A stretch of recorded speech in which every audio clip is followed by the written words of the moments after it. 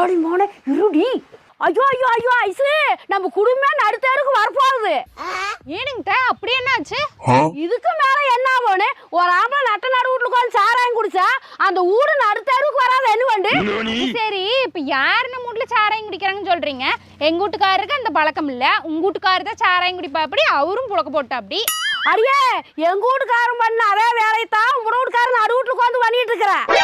என்னங்க சொல்றீங்க? அவரா? அட ஆமால, இந்த பூணு மேல சத்தியமா வீட்டுக்காரன் நடு வீட்டுல உட்காந்து சாராயம் அடிச்சிட்டு இருக்கிற. அத்தை, இதை இப்படியே விடக்கூடாது. வாங்க, இன்னைக்கு இதுக்கு ஒரு முடிவு கட்டிடுவோம். நீ முன்னாடி போன போட்டே சீ கொடை தூக்கிட்டு வார.